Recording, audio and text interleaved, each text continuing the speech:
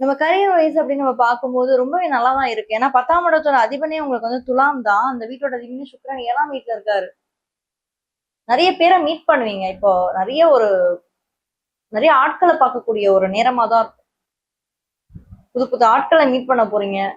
நிறைய பாசிபிள் ஆப்பர்ச்சுனிட்டிஸ்க்கு நீங்க வெளியே எதிர்பார்த்து காத்துக்கிட்டு இருக்கீங்க. இல்லைங்கன்னா இப்போ ஒர்க் பண்ணிட்டு இருக்கேங்க, சைட்ல ஏதாவது ஒரு பிசினஸ் பண்ணலாமா, சைட்ல ஏதாவது நான் என்னோட பணம் காசு சேர்த்து வைக்கிறதுக்காக நான் ஏதாவது செய்யலாமா திங்கிங் இருக்கா? அப்போ இதெல்லாம் நீங்க பண்ணலாம். இந்த மாதம் பணம் சேர்க்கிறதோ, பணம் காசு சேர்க்கிறதோ, நிறைய சொத்து சுகங்கள் சேர்க்கிறதோ, நிறைய பாசிட்டிவான விஷயங்கள் நடக்கிறது எல்லாமே இந்த மாதம் உங்களுக்கு நடக்கும். அதே மாதிரி 7ஆம் வீட்டுல இருக்கக்கூடிய இந்த சூரியன் சுக்கிரன் உங்களுக்கு நிறைய பாசிட்டிவான விஷயத்தை தான் கொடுக்கும். 7ஆம் வீட்டுல சூரியன் சுக்கிரன் கேது குரு எல்லாமே ஒரு மாதிரி கூட்டமா இருக்கு. ஸோ நம்ம 7 8 ரொம்ப நெருக்கமா பார்க்கணும். தனித்தனியா பிரிச்சு பார்க்க முடியாது, எல்லாமே நெருக்கமா தான் பார்க்கணும்.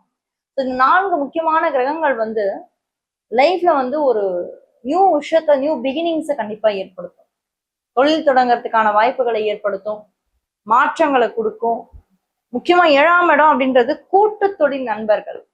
இப்ப வந்து மேம் என்னோட ஃப்ரெண்டு ஒருத்தன் ரொம்ப நாளா கேட்டுட்டு இருக்கான், அவனோட பிசினஸ் ஸ்டார்ட் பண்ணலாமா? 7 8 காம்பினேஷன் ஒர்க் அவுட் ஆகுது. 7 and 8 காம்பினேஷன் ஒர்க் அவுட் ஆனாலே